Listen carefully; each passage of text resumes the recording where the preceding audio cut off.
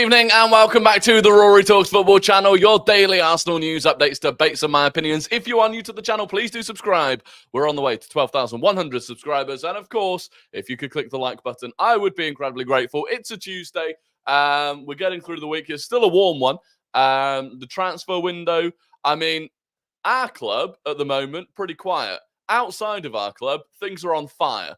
And it's quite entertaining to watch from the side. Although I would like it if we had a little more to talk about. And obviously we are, 4 days away from Arsenal versus Wolves, which is very, very exciting. There's loads of you here. As always, we love to see it. Pekka, Vivi, Vlad, Layla, Ethan Udall, Lord Ferguson of Aberdeen, Woodsy, Oslo Gunnar, Anu Brata, top player, Jax Hacks, Junior Films, Leeds Gunner, Paul, Emilio, Tom, Benjamin, Ultra Pro Gamer, Saka the Goat, Richmond, Pedro, and many, many more. Lukey, good to see you. Ross Lawman, 200 likes and we win the quad. There you go. 200 likes and we win the quad. Ross Lawman's words, not mine. Chesney bringing a free. We will discuss. We will discuss. The longer the summer goes on, the less I feel like we're signing an attacker. Merino and Calafiori, not enough for me. Well, tell you what, never mind signing an attacker at this point. Be grateful if we sign Merino. It's clear that we don't know what to do in the transfer market, but it's clear we're the most entertaining to watch. Oh, yeah. Oh, it's very entertaining to watch Chelsea in the transfer market. Even more entertaining to watch them in the transfer market and then watch them actually play football. But no, it is entertaining. And I mean, the Liverpool last night, I mean, they're the nights on social media that you live for. When it turned out that Zubimendi had rejected them, they're the nights that you live for. And saying that, the thing was, Zubimendi had rejected Arsenal, right? But because our fan base hadn't acted like clowns, no one cared. Whereas Liverpool, I mean, they just set themselves up for an absolute embarrassment. Apologies if saying quad triggered you. The quad's in good shape at the moment. I haven't used it in a while. So next time I play football, no doubt it will disintegrate again. Thoughts on the 20 minutes that Diaz was going to City? Yeah, there was a 20-minute period today where we thought Luis Diaz was going from Liverpool to Man City for 70 million euros. It was absolutely unbelievable. 125 likes and we do the League and Cup double. We'll take it. Zuby do. Where are you? Unbelievable. Unbelievable. Hi exclusive yesterday. Edu's on his way to Spain. Hopefully bring back Merino. Yeah, by the way, and I don't think he's going to be watching because he's going on holiday. Hi, last night on the stream said that he had exclusive information from a friend at the airport that Edu was on his way to Spain, and he was actually correct. He was correct. So shout out to Hi's friend, who is an unintentional in the know.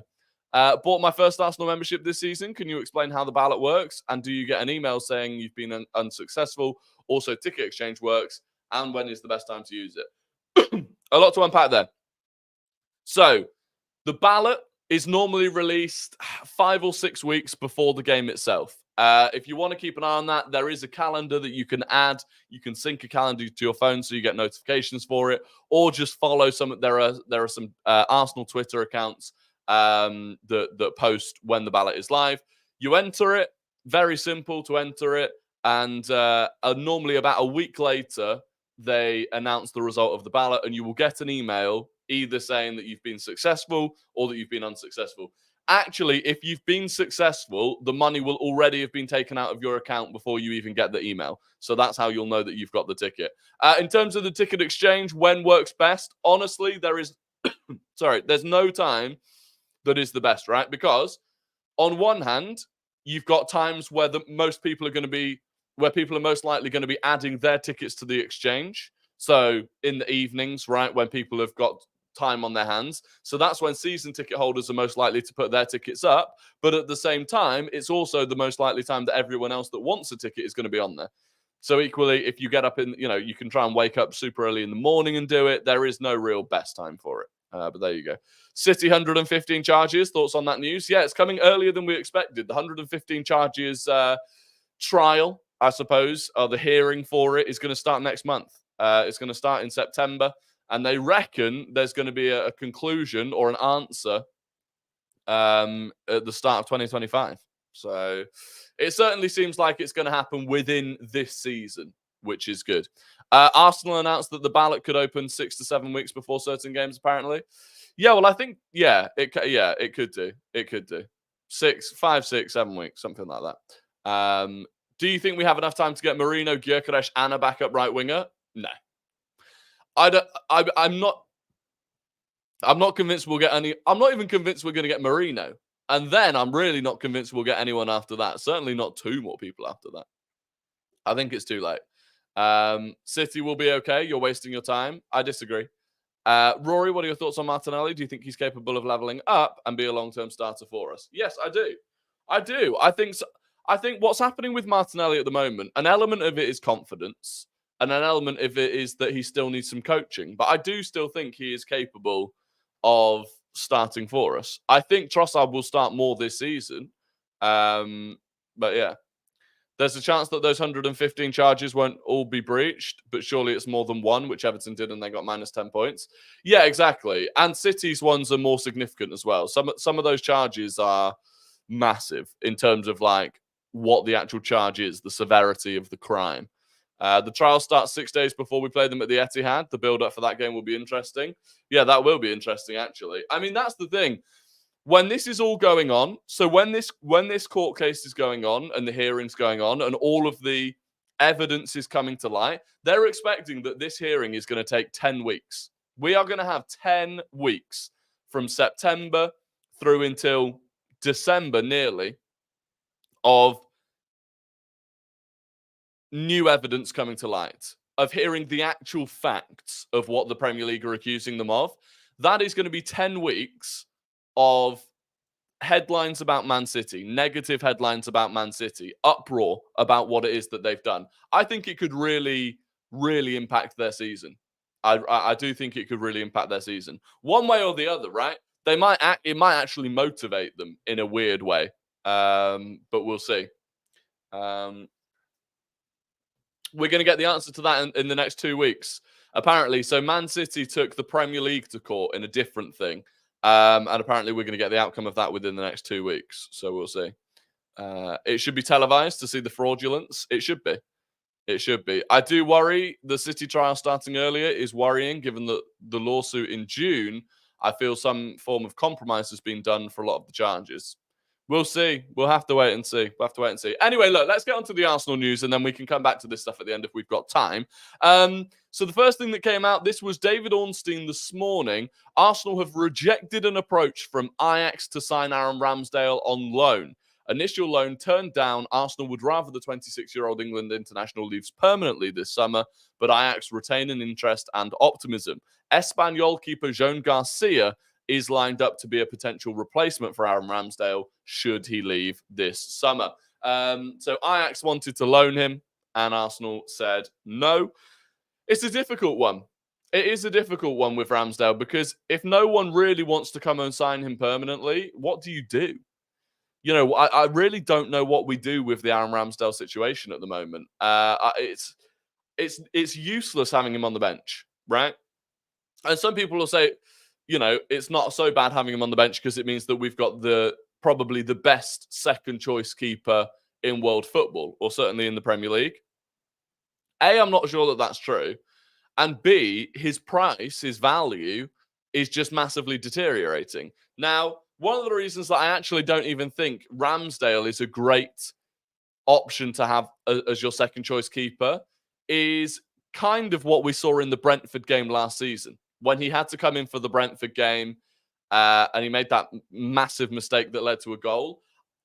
I think Ramsdale is not the sort of player that you want randomly coming in at certain times of the season. When people talk about his ability to concentrate and stuff like that, I'm not even sure it's that useful having him on the bench. And obviously he's earning decent money for a second choice goalkeeper, and it would just mean that his value deteriorates even further. That being said, you know, a loan to Ajax, maybe that does him some good. Maybe that helps increase his value or brings people in to sign him permanently. But I don't know. What if Raya gets a long injury? Yes. If Raya got a long injury, you'd be grateful that you had Aaron Ramsdale. But on the assumption that Raya doesn't get a long-term injury, every other scenario, it's not that useful having Ramsdale on the bench. Now, Szczesny. So Szczesny's contract with Juventus was terminated today. Szczesny is now a free agent. I have seen people saying we should bring in Wojciech Szczesny. I don't think so. I don't think so. I don't think he is the style of keeper that suits Arsenal. He's not great with his feet. He's not the sort of keeper that wants to play it out from the back. He'd probably demand a fair bit of money. As a 34-year-old, he's still able to play at the top level-ish. I think you'd pay him a lot in wages. Yeah, fine, he'd be all right to add to the dressing room. I'm not sure he's the sort of keeper that suits us whatsoever. So I don't think he's the one. Equally, it's not ideal to have to go and spend 25 million quid on Joan Garcia. It's difficult. It's a difficult situation. And to be honest, I don't know what the right answer is. I don't know what the right answer is to it. Can't be too picky with the second keeper. Yeah, exactly. I don't think you can be. Now, Tommy Setford cannot be our second choice goalkeeper, right? So if we lose Ramsdale, we need someone. It can't, like, Tommy Setford being third choice, I think is quite interesting. Tommy Setford being second choice would be insane. Hayne has officially gone on loan to Valladolid, so we don't have him. So it's an interesting situation. It is an interesting situation. On Eddie Nketiah, this came out last night originally. Fabrizio Romano said Bournemouth have added Eddie Nketiah to their shortlist and have held initial talks regarding a transfer. Sam C reports, who's the guy from the United Stand, also said Bournemouth are strongly interested in signing Eddie Nketiah as a replacement for Dominic Solanke. That came out like an hour after we sat here complaining about the fact that we had turned down Marseille's offer. And look, it might turn out for the best. It might end up being that we sell Eddie Nketiah to Bournemouth for more money than Marseille were offering, and it looks like a stroke of genius from Edu and the club. But Bournemouth are yet to make any official move for him, right? There's no bid. There's no, there's no even kind of personal talks between Eddie and Bournemouth. So we've got to wait. Hopefully they come in for him and we can get a deal done. But again, not a huge amount of time left. To be fair, I would love Szczesny to be signed because if Arteta coaches him smoking in the changing room, that would be glorious to be a fly. Oh, catches him smoking in the changing room. That would be glorious to be a fly on the wall. I don't know if he does still smoke, in fairness. But it would be, yeah. You can imagine Arteta would not be too pleased if he caught Szczesny smoking. There we land. I tweeted this before. Imagine a Victor Gyökeres, there we land on the final day of the transfer window. Oh, that would hit. That would hit. Genius. Let's not encourage incompetence. No, I agree. I still think it was... The thing is, right? If we go and sell Eddie Nketiah to Bournemouth for more money than Marseille offered, excellent, well done. The gamble paid off. But that's exactly what it is. It's a gamble. It is a gamble. Because there is no guarantee that Bournemouth come in. And if we end up stuck with him, I think that's quite a costly mistake. Did you see that Moukoko to Marseille has collapsed? Yes. Yeah, so Moukoko was going to go from Dortmund to Marseille, and that has collapsed. I don't know if that will affect Arsenal at all in any way. I don't know. Maybe Marseille coming for Reece Nelson. Maybe Arsenal going for Moukoko. No idea. But it has collapsed. Kadioglu to Brighton is done. Good move for them. Very good move for Brighton. They're smart in the windows. They always are. Very, very smart. Why do you think the Kivior links have gone cold? We need to sell a defender as we have one too many, arguably two spare defenders. Yeah, I don't know. I don't know if we're waiting for something to happen on deadline day, but all of the rumours around Kivior have disappeared. Maybe Arsenal have decided, given his recent injury, that Tomiyasu is the one that they want to sell, that we can't actually risk selling Kivior and keeping Tomiyasu. I'm not sure. Excuse me. We need to start the Kudus train. Well, we had the Kudus train last summer. The Kudus train was flying last summer, and then West Ham derailed it. So, sadly, Bav's made a good point. The season before Liverpool won the league, they came second, and that window they only brought Adrian. So the fact that we're building with what we have is maybe a good sign. Yeah, maybe. I mean, that's a glass half full look at it. But yeah, this is the thing. I think we will be better next season than we were this season. Every season under Arteta, we have improved. You know, Declan Rice. Last season was his first season. He will be better next season, and he was already fantastic. You know, I do think we will be better. But yeah, no way Arsenal sell a defender with Timber, Zinchenko, and Tommy as injury issues. Yeah, but we can't. We should start. We should sell one of. Well, not Timber, but we should sell one of them.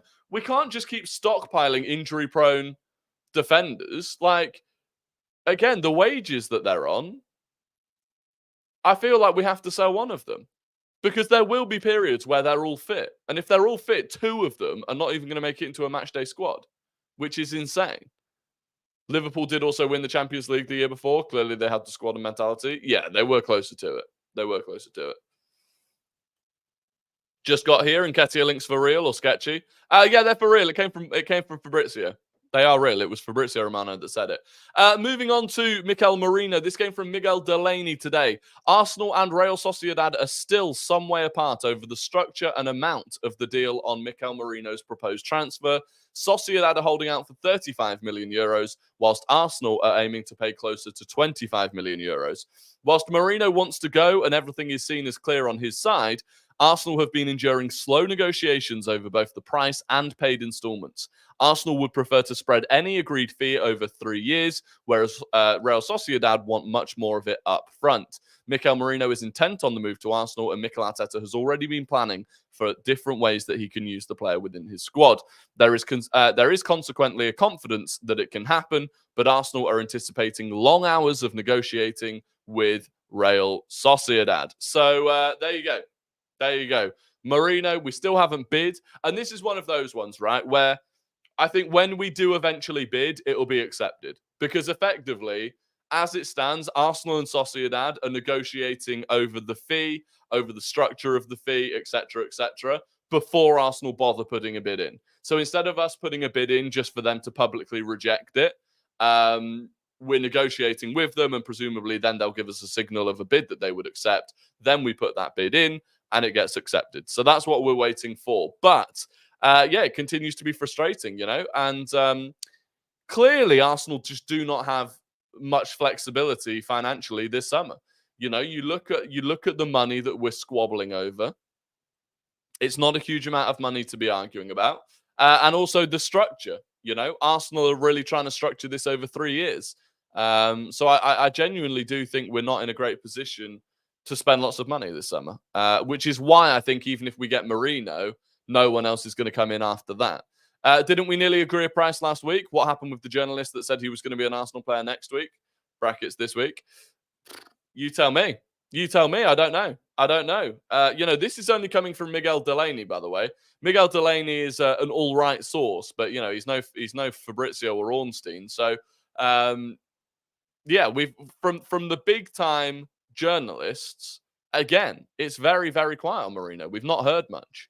And it's frustrating. It is frustrating, but there's not a lot we can do about it, Wild that Arteta has only signed 5 attackers in his tenure. Trossard, Willian, Marquinhos, Jesus, and Kai Havertz. Yeah, it's crazy. And look, he was blessed by the fact that Martinelli and Saka were already at the club when he joined. But yeah, Tina is not reliable anymore. Keeps reporting absolute bollocks. He's not had a good summer. And because he put everything behind a paywall, like in theory, the quality of his reporting should have gone up when he put everything behind a paywall. And he's not had a good summer. But can someone explain to me what happened to the 200 mil budget for this summer? I just think it was nonsense in the end. It just must have been. The mystery German was nonsense, yeah, but the 200 mil budget must have been nonsense. And to be fair, that was Ornstein. And I said it. I remember when I made the video about what the dream summer transfer would be, dream summer transfer window would be. And I remember saying, like, Ornstein for months and months and months had been suggesting that Arsenal were going to have this really big summer. Remember in the January transfer window, we didn't spend any money, and it was all about how we were saving for the marquee players in the summer. Then it was okay, there's not going to be a marquee player, but they're going to sign multiple squad depth raising players, and it's just not happened. It's not happened. So you could only assume that it was nonsense. It was nonsense. Clearly, T-Nat Sauce was a part of the leaks that Edu and Arteta have stomped on. Maybe. I don't know. Don't know why, but I feel like we will end up signing Rodrigo this transfer window. I don't know where. I don't know. I don't think so. I think Rodrigo will start a lot still for Real Madrid next season. The Tommy injury delay sent my head flying. Yeah, it's weeks now. So, by the way, I don't even think I mentioned this on here in the last couple of days, but Arteta did confirm on Sunday with Tomiyasu, we are now looking at weeks on the sideline. This is another Tomiyasu injury that came out of nowhere, and where he originally it was, it's a little injury. He's probably going to miss preseason and then he'll be back. And now it's Tomiyasu's out for weeks. It's a shambles. It is a shambles. Only 89 likes. Come on, guys and gals. 350 people. Yeah, there's over 350 of you. Please do click the like button. Close your chat. Click the like button. Open your chat back up. It takes you 2 seconds. It's completely free, but it does really, really help me out, and I do appreciate it. I just have a feeling that deadline day will be hectic, and hopefully in a good way. Possibly. We reportedly got like 90 mil just from the Champions League. I don't know. I'm not an accountant, unfortunately, so I honestly don't know. But I'll be so mad if he's fit for the international break and reports for Japan duty. Yeah, do you know what I expect will happen? I expect he probably returns to Arsenal training just before that international break and then doesn't go on the international break and is able to play after it. But yeah, it is untenable. Tomiyasu is untenable. I'm sorry. He is untenable. He isn't like, this is how I'd compare it. Chelsea have Reece James. Excuse me. Chelsea have Reece James. Reece James, at his best when he's fit, is one of, if not the best player in that squad, right? And he's one of, if not, he's one of the best right backs in the country. And so you can tolerate the injuries in the hope that you get a full fit Reece James back one day. Tomiyasu is not that guy. Tomiyasu arguably is the 6th best defender that we have at the club. And at that point, combined with his injuries, it's just not tenable. It's just not. He's a good squad player. He plays more than Reece James. Yeah, but the difference is he's not available enough to be a squad player. Because if you get an injury, if Ben White gets injured, and then you look to the bench, and Tomiyasu's not there because he's also injured, it compounds the problem. Having squad, like, if anything, you want your squad depth to be the opposite. You want your squad depth to always be available, so that you don't end up. It's like how United last season had so many defenders injured at the same time. It's a nightmare.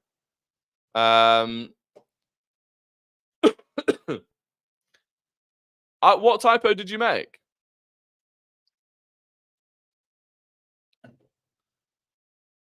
Sometimes he is. He's not available enough, in my opinion. And if you're looking at selling a defender, I think he's the one. Unfortunately, look, I don't like to say it. I like Tomiyasu. I really like Tomiyasu, and I think for certain games in certain moments and against certain wingers, Tomiyasu is a very useful tool to have. But I just don't think that small upside is worth the downside at this point. I'm not convinced that that's true either. Tomiyasu is a very, very good 1v1 defender. Is he the best? I'm not so sure. I'm not so sure. And again, but like in an attacking sense, he's probably the worst defender that we've got. In terms of going forwards, he's probably the worst defender that we've got. So, yeah, I don't know. Who would you say is a better 1v1 defender? Saliba. Saliba. Because even if you slightly get past him, he'll just catch you up. if you had one man on the halfway line, if you had one defender stood on the halfway line, and we had a corner, and the other team were counter-attacking, right? It wouldn't be Saliba on the halfway line because he'd be in the box. But just bear with me. If you had one player stood on the halfway line, and you had the best winger or striker you can think of carrying the ball, running at that defender, and if they get past the defender, they've got the length of the field to run into. Who would you rather have in that situation? Saliba or Tomiyasu? And the answer is Saliba. I think Tommy is better than White. No, he's not. Tomiyasu is not better than Ben White as an overall player.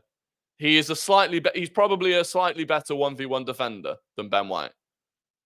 I would say in pretty much every other aspect of the game, Ben White is better. I feel like we are selling to buy right now, and then on deadline day we make a marquee signing. But why would we bother waiting to make the marquee signing if we're selling to buy now? I don't understand that. Saliba bodied Haaland on the halfway line last season. Exactly. And that in fact, that is probably the prime example. Because Saliba bodied Haaland on the halfway line. I genuinely worry that if Tomiyasu went shoulder to shoulder with Haaland, he'd break 3 or 4 bones. And that's the issue that we've got at the moment. Now, that's harsh. That was harsh. That was harsh on Tomiyasu. But the point is, like, I just think his course has run. I just think Tomiyasu's course has run, in my opinion. Only my opinion. But there you go. Can't believe Chelsea managed to convince Palmer to sign a new deal when he was so close to leaving on a free soon. Yeah, Cole Palmer had 7 years left on his contract, and they've extended it by another 2 years, so he's there for another 9 years. I mean, it's insanity. It's absolute insanity. No, it's not a Tomiyasu hate train. It is not a Tomiyasu hate train. It is purely... It's literally this. It is literally this. I think we have to sell a defender, and I think Tomiyasu is the one that makes the most sense. That's all it is. That's all it is. I feel like we are... something that has been slightly annoying me is it feels like we're not allowed... that you're not allowed to criticize any player in any way, shape, or form without it being considered, like, too disrespectful or, like, it's hate. And like, not every player in our squad is absolutely perfect. We don't have to sell a defender. I just think we do.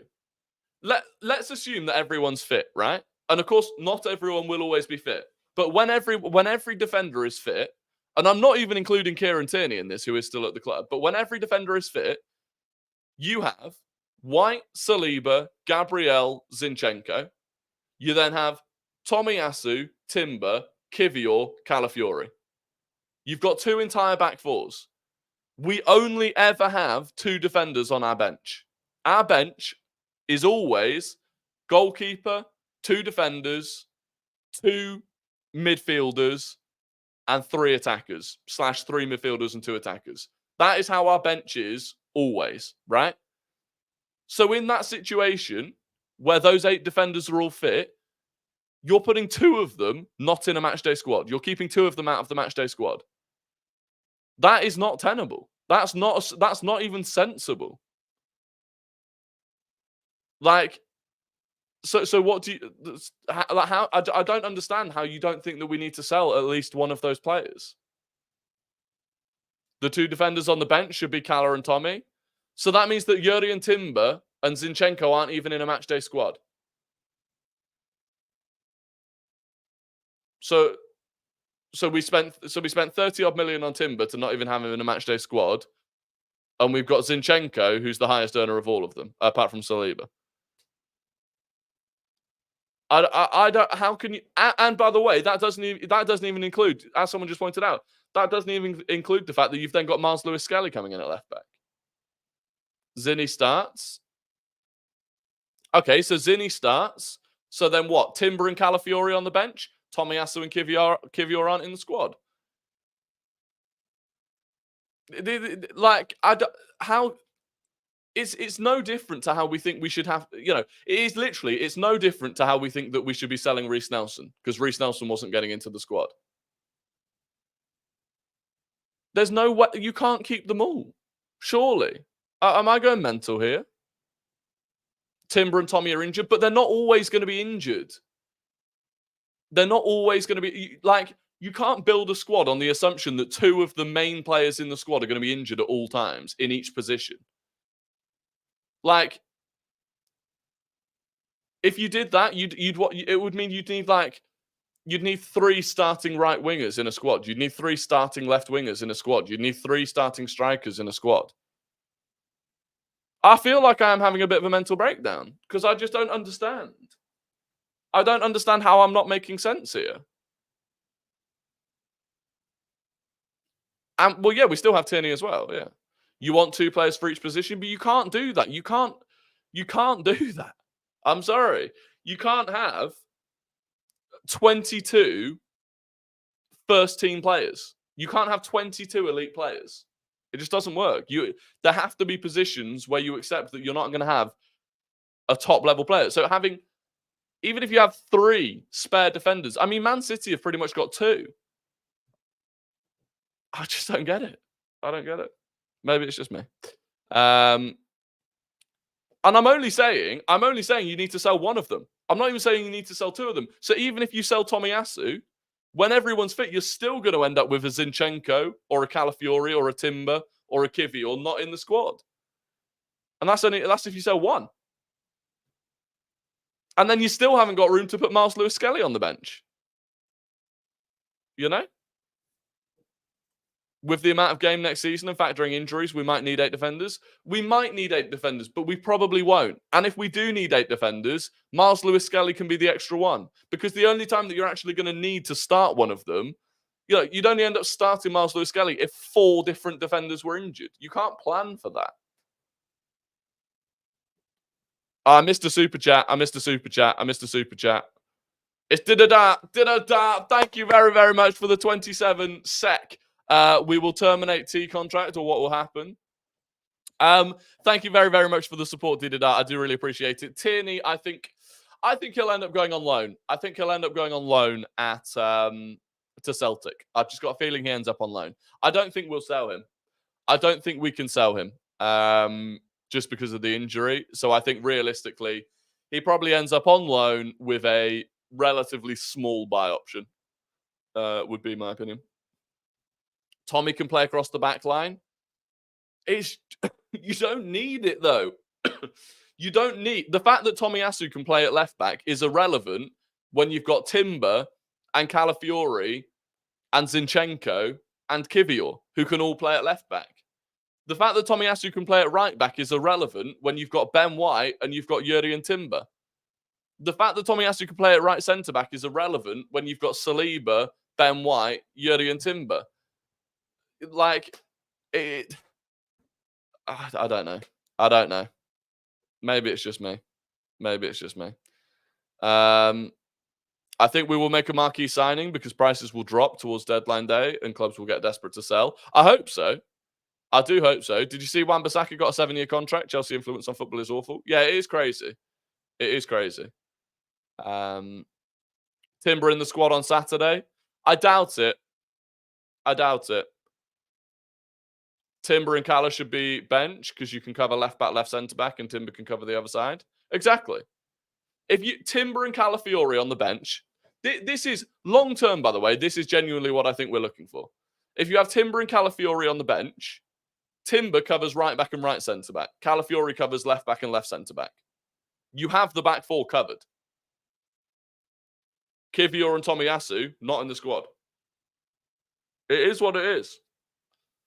We were short last year and we had 6. If we get 1 injury with 6, we're at 5 and we are screwed and you always have 1 injury. But now we have 8. I'm not saying we need to go back to having 6. I'm saying we need to have 7. And we didn't have Miles Lewis-Skelly last season. And you have to assume that someone's not going to get another ACL injury. This was the summer to sell Zinchenko, to be fair, but I can only imagine no one wanted him. Yeah, probably. I don't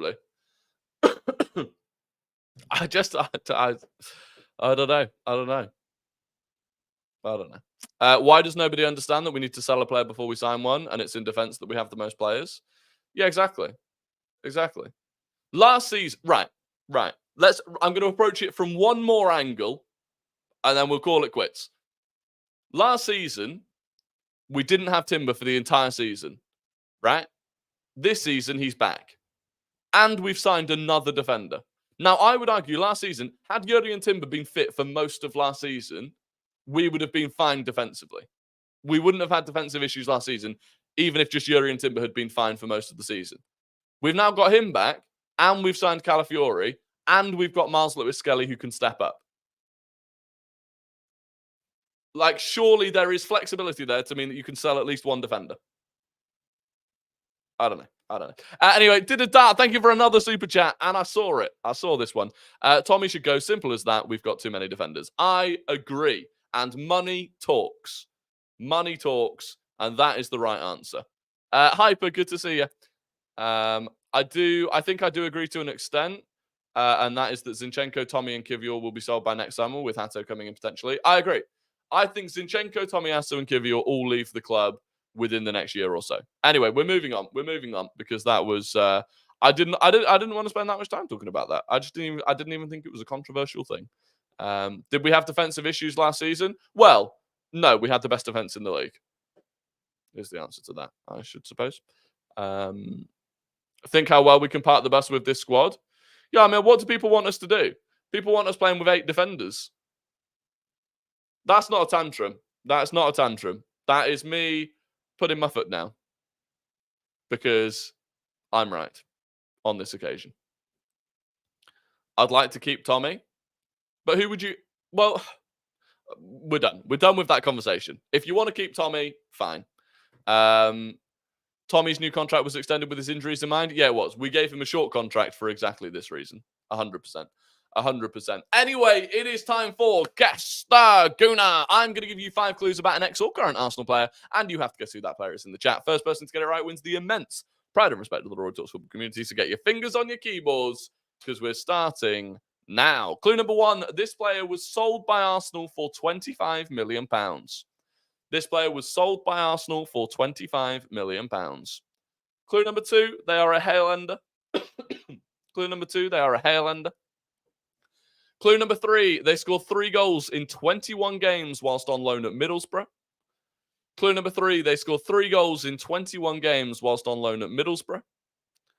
Clue number 4, they have 5 goals in 15 games for the United States of America. Clue number 4, they have 5 goals in 15 games for the United States of America. And clue number 5, they currently play in Ligue 1. Clue number 5, they currently play in Ligue 1. Who is the player? Who is the player? Who is the player?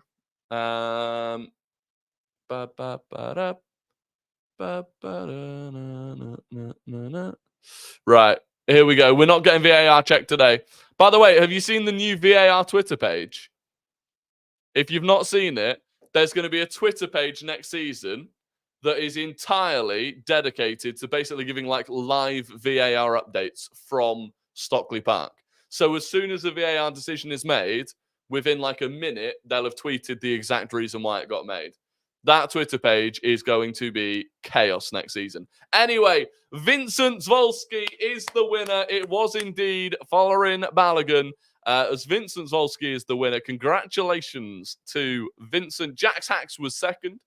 Vivi Vlad was third. Wakim was fourth. And Harry Price was fifth. There you go. Vincent Zolski. Congratulations. Congratulations.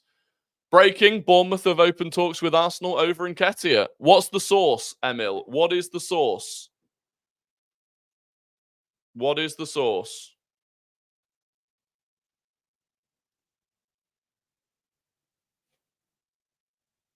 Goal given.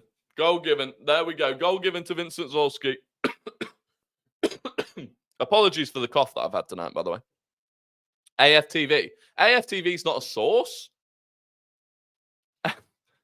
AFTV is. Have they actually given an actual source for it? Well, I don't know. The sources basically trust me, bro, for that one. So we'll wait and see.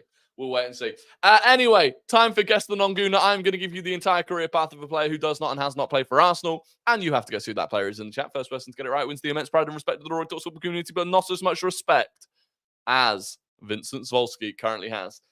No, I've seen it from them, but I don't know I don't know no one else seems to have mentioned it. No one else has mentioned it, so we'll wait and see. Anyway, this player started their career at FK Kukuriki. They started their career at FK Kukuriki. They went to OFK Beograd. They went to Lazio.